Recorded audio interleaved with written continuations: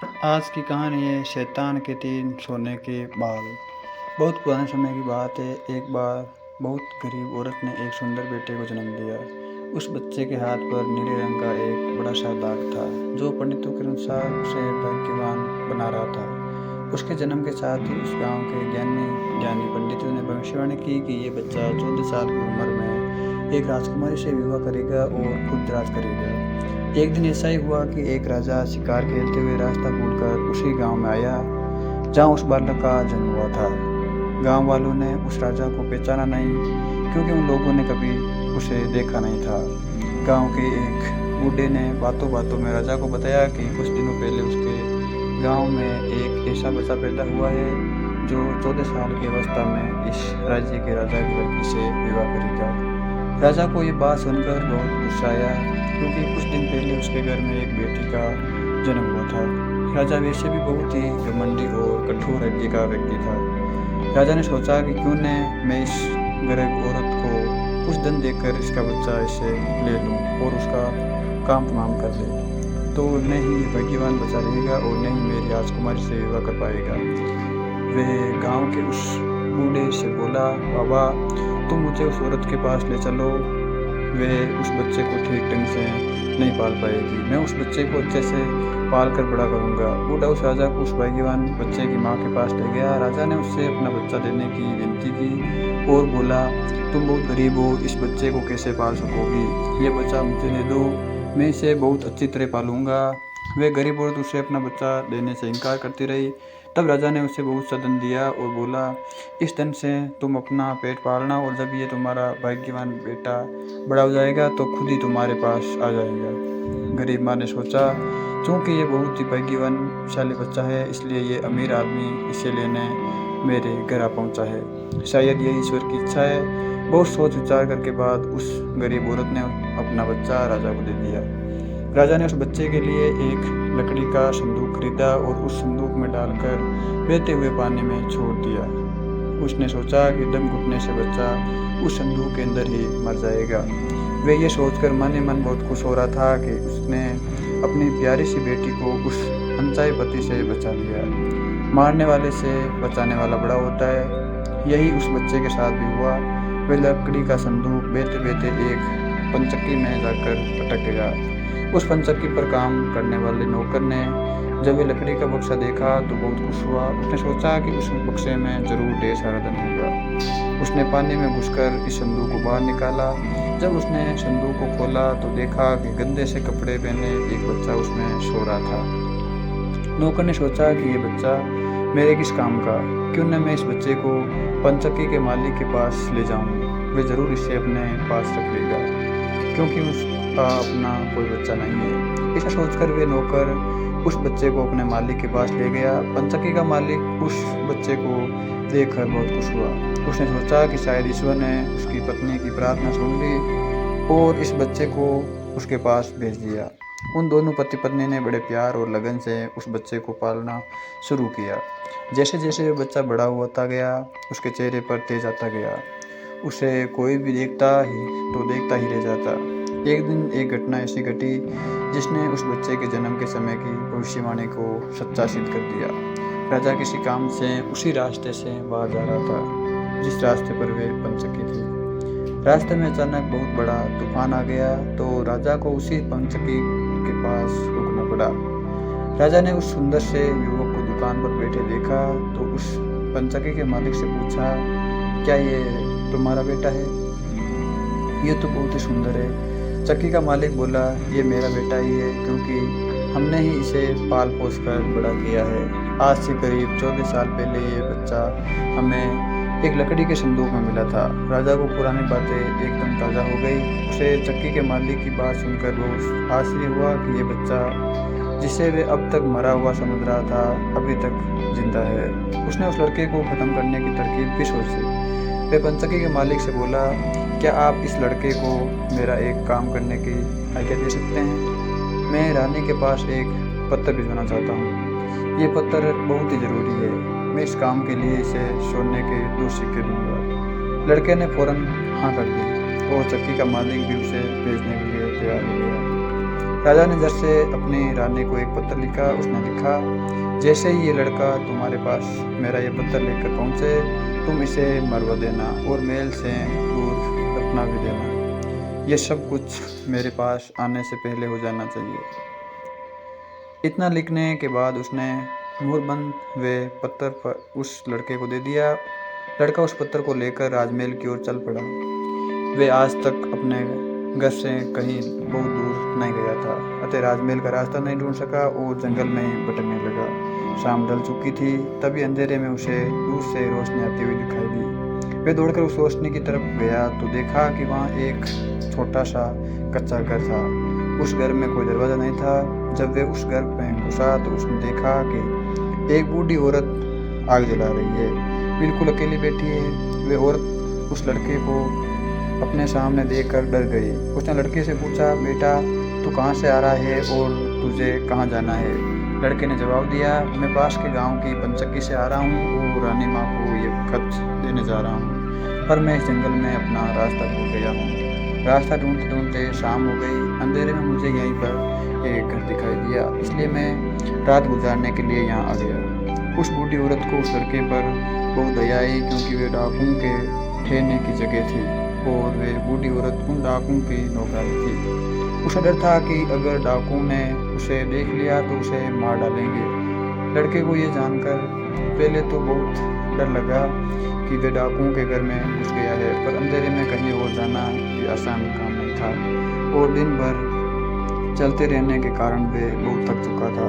सो उसे बहुत जोरों की नींद आ रही थी। वे उस बुढ़िया के कहने पर घर के एक कोने में चुपचाप जमीन पर सो गया। आधी रात के बाद जब डाकू उस घर में आए तो किसी और को अपने घर में सोता देखकर अपनी नौकरानी पर बहुत गुस्सा करने लगे। बूढ़ी नौकरानी ने उन्हें सारी बात बता दी और वे चिट्ठी भी डाकुओं के सरदार के हाथ पर रख दी जो उस लड़के ने उसे दिखाई थी। राजा भी मोर लेकर उन डाकुओं को उस चिट्ठी पर कुछ शक हुआ। सरदार ने बड़ी सावधानी से उस चिट्ठी को खोलकर पढ़ा तो सोते हुए उस लड़के पर उसे बहुत तरस आया। उसने उस चिट्ठी को फाड़ दिया और एक दूसरी चिट्ठी उसमें रख दी। उस चिट्ठी में लिखा था कि जैसे ही ये लड़का राजमहल पहुंचे, तुम इस लड़के से अपनी राजकुमारी का विवाह कर देना। ये काम मेरे वापस आने से पहले ही पूरा हो जाना चाहिए। ये खत उन्होंने उस लड़के के सामने रख दिया और सुबह होने से पहले ही डाकू वहाँ से चले गए। सुबह जब ये लड़का सोकर उठा तो उस बूढ़ी ने उसे जलपान कराया। फिर वे लड़का राजमहल की ओर चल पड़ा। राजमहल पहुंचकर उसने वे खत रानी माँ को पहुंचा दिया। रानी ने जब वे खत पढ़ा तो उसे बड़ा आश्चर्य हुआ कि राजा ने ये कैसी आज्ञा दी है। एक अनजान लड़के से वे अपनी राजकुमारी का विवाह कैसे कर देंगे? खत पर राजा की मोहर भी लगी हुई थी, अतः वे ये कोई धोखा भी नहीं हो सकता। राजा ने वापस आने से पहले ही उसे अपनी बेटी का विवाह इस लड़के से करना था। रानी ने लड़के को अपने पास बुलवाया। उसका भोला भाला और सुंदर चेहरा उसे बहुत पसंद आया और उसने अगले ही दिन उससे अपनी बेटी का विवाह कर दिया। लड़का राजकुमारी के साथ सुख से उस महल में रहने लगा। कुछ महीनों बाद राजा वापस अपने राजमहल में आया तो उससे उस लड़के के बारे में जानने के लिए बहुत उत्सुक था, पर उसे जब ये पता चला कि रानी ने राजकुमारी का विवाह उसी लड़के से करवा दिया है तो उसे बहुत गुस्सा आया। जिस बात को वे नहीं होने देना चाहता था, उसकी पत्नी ने वैसा ही कर दिया। उसने अपनी पत्नी से वे खत मांगा। राजा ने उसमें उस लड़के से राजकुमारी के विवाह की बात लिखी। ये देखकर वे हतबर्म रह गया। उसे लड़के पर शक हुआ कि वे पढ़ा लिखा है, जरूर रास्ते में खत बदल दिया होगा। उसने लड़के को अपने पास बुलवाया और उसे सच्चाई बताने की आज्ञा दी। लड़का बोला, हे राजन, मुझे कुछ नहीं पता कि इस खत में आपने क्या लिखा था, क्योंकि मैं तो इसे ऐसा ही लेकर आया। हाँ, जंगल में एक पुराने घर में रात जरूर गुजारी थी, क्योंकि मैं राजमहल का रास्ता नहीं ढूंढ पाया था और जंगल में भटक गया था। राजा को उस लड़के की बात पर विश्वास नहीं हुआ। वैसे भी राजा को उस लड़के से बहुत नफरत थी। वे नहीं चाहता था कि उसकी बेटी से शादी करने के बाद वे इस राज्य का राजा बने। वे लड़के से बोला, मेरी गैरहाजिरी में रानी ने मेरी बेटी की शादी कुछ कंगाल से कर दी है, पर मैं इस शादी को तब तक अपनी सहमति नहीं दूंगा जब तक तू मुझे शैतान के 3 सोने के बाल नहीं ला कर देगा। जब तू ये 3 सोने के बाल मुझे देगा, तभी सही मायने में उसका पति बन पाएगा। राजा ने ऐसी असंभव शर्त इसलिए रखी थी कि 3 सोने के बाल ढूंढते ही ये लड़का कहीं मर खप जाएगा। इस प्रकार उसे उस लड़के से अपने आप छुटकारा मिल जाएगा। अब लड़के के आगे राजा की आज्ञा का पालन करने के अलावा कोई और रास्ता भी नहीं था, क्योंकि अगर वह राजा की आज्ञा का उल्लंघन करेगा तो भी राजा उसे मरवा देगा। इससे अच्छा है कि बाहर जाकर ढूंढने पर शायद वे 3 सोने के बाल लाने में सफल हो जाएगा। वे अगले दिन मुंह अंधेरे ही शैतान के 3 सोने के बाल ढूंढने निकल पड़ा। चलते चलते वे एक बड़े शहर में पहुंचा। शहर की सीमा पर एक बड़ा सा गेट था जिस पर हथियारबंद सिपाही पहरा दे रहे थे। सिपाही ने उस लड़के से पूछा, यहाँ तुम्हारा क्या काम है? क्या तुम कुछ समझते और जानते हो? लड़का बोला, मैं सब कुछ समझता और जानता हूँ। सिपाही बोला, अगर तुम सब कुछ जानते हो तो हम पर भी एक मेहरबानी करो। हमें भी बताओ कि शहर की सीमा पर यह जो कुआं है, पहले इसमें मीठा पानी निकलता था पर अब इसमें पानी ही नहीं है, ये सूख गया है, क्यों? लड़का बोला, अभी तुम थोड़ा सब्र करो। जब मैं अपना काम खत्म करके वापस आऊँगा तो तुम्हें ज़रूर बताऊँगा। इतना कहकर वह गेट से निकलकर आगे गया। उसके बाद वह दूसरे शहर के बड़े से गेट के पास पहुंचा तो वहां पर भी एक हथियारबंद सिपाही पहरा दे रहा था। उस सिपाही ने भी उस लड़के से पहले वाले सिपाही जैसा सवाल पूछा तो लड़के ने उसे भी वही जवाब दिया। सिपाही बोला, अगर तुम सब कुछ समझते हो और जानते हो तो कृपा करके मुझे इतना बताओ कि इस शहर की सीमा पर जो सेम का पेड़ लगा है उसमें पहले सोने की सेब लगती है पर अब ये पूरी तरह सूख गया है, अब इसमें पत्तियां भी नहीं लगती, ऐसा क्यों? लड़का बोला, थोड़ा इंतज़ार करो, अपना काम पूरा करके आने पर मैं इसका भी जवाब तुम्हें ज़रूर बताऊंगा।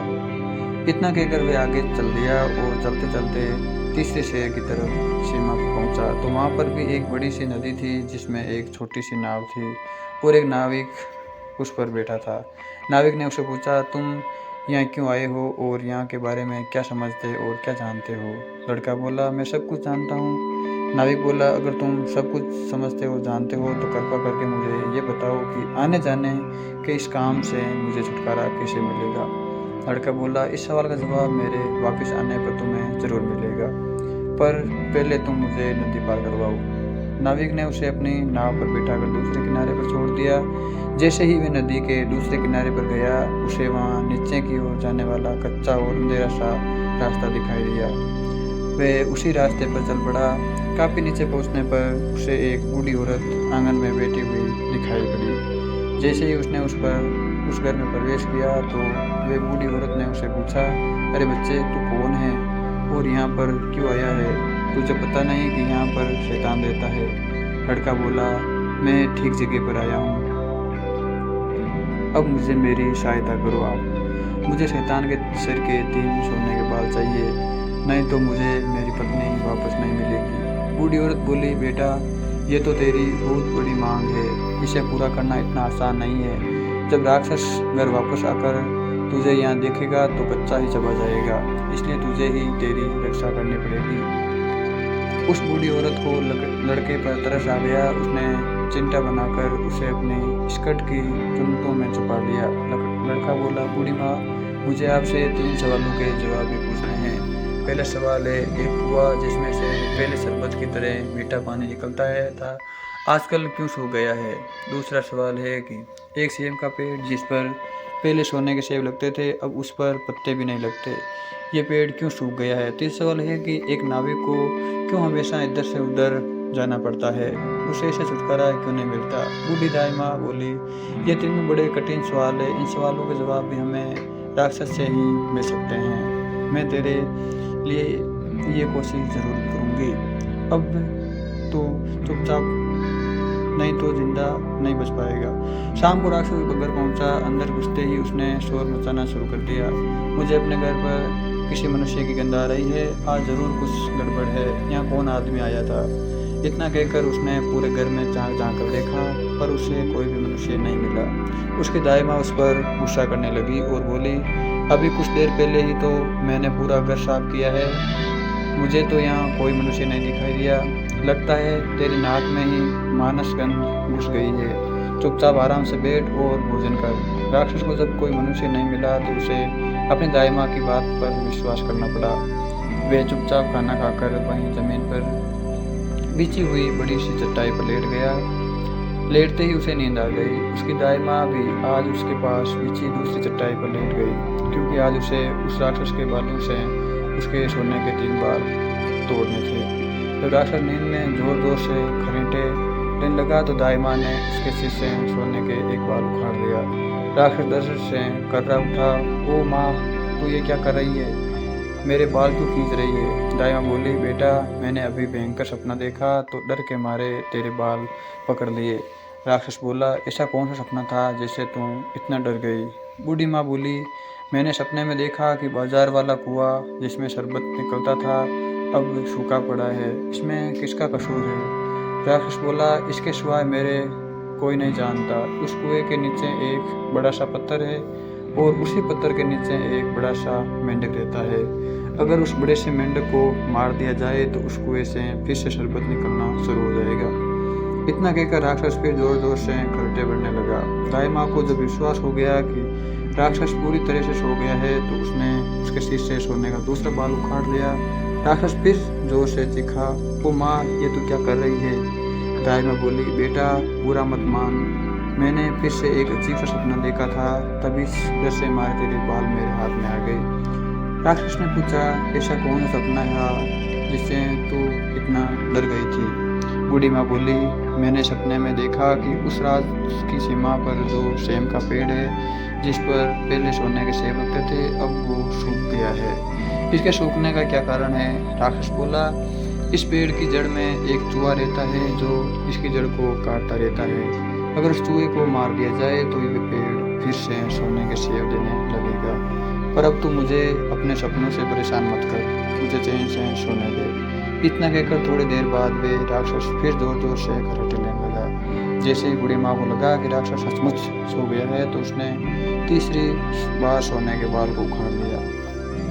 अब तो राक्षस को गुस्से से आग उगला हो गया और दाई माँ को खरी खोटी सुनाने लगा। दाई माँ उसे शांत करने की कोशिश करने लगी, फिर बड़े प्यार से बोली, बेटा मैं इन अजीब अजीब सपनों का क्या करूं? अभी अभी मैंने फिर से एक अजीब सपना देखा है। राक्षस बोला, ऐसा कौन सा सपना देखा? जल्दी कह, मुझे जोर से नींद आ रही है। बूढ़ी माँ बोली, मैंने सपने में देखा कि मुझसे एक नाविक शिकायत कर रहा था कि उसे हर समय इधर से उधर नाव में जाना पड़ता है। उसे छुटकारा क्यों नहीं मिलता? इसमें उसका क्या कसूर है? राक्षस बोला, वे नाविक मूर्ख है। जिस दिन वे किसी और आदमी के हाथ में अपना चप्पू दे देगा, उसे हर रोज के आने जाने से छुटकारा मिल जाएगा।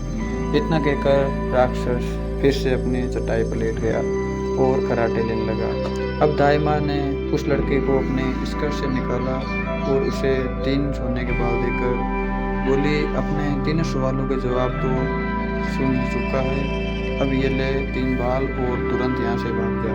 लड़के को असली रूप में करने के बाद दाई माँ ने झटपट उसे घर से बाहर निकाल दिया। लड़के ने हृदय से उनको धन्यवाद दिया और अपने ससुर के राज्य की ओर चल पड़ा। रास्ते में उसे फिर वही नाविक और पहरा देने वाले दोनों सिपाही मिले।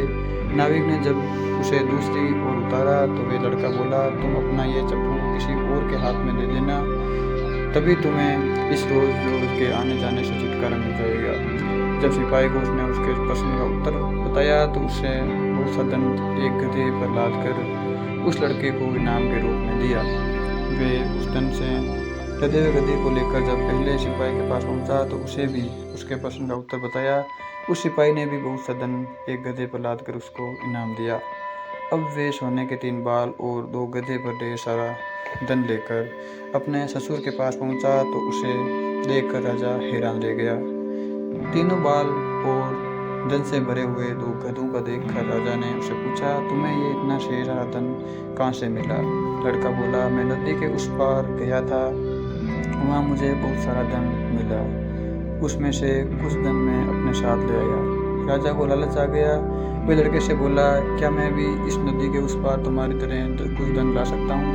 लड़का बोला, क्यों नहीं। उस नदी के नाव पर एक नाविक बैठा है जो अपने नाव से अपना आपको उस पार ले जाएगा, पर आप उसका चप्पू से नाव से खुद चलाएंगे तो नदी की दूसरी ओर पहुंचकर ढेर सारा धन ले आएंगे। लालची राजा इतना सुनकर नदी की ओर चल पड़ा। वहाँ सचमुच सी एक छोटी सी नाव पर एक नाविक बैठा था। राजा उस नाविक के पास गया और उसके हाथ से उसका चप्पू लेकर खुद नाव चलाने लगा। अब उस नाविक को रोज के आने जाने से छुटकारा मिल गया और राजा को उस नाविक की जगह हर समय नाव को इधर उधर जाने की सजा मिली। यह थी आज की कहानी। अगर आपको ये कहानी अच्छी लगी हो तो लाइक करें, शेयर करें और हमारे चैनल पर कमेंट जरूर करें ताकि हम आपके लिए ऐसी कहानियाँ और बनाएं।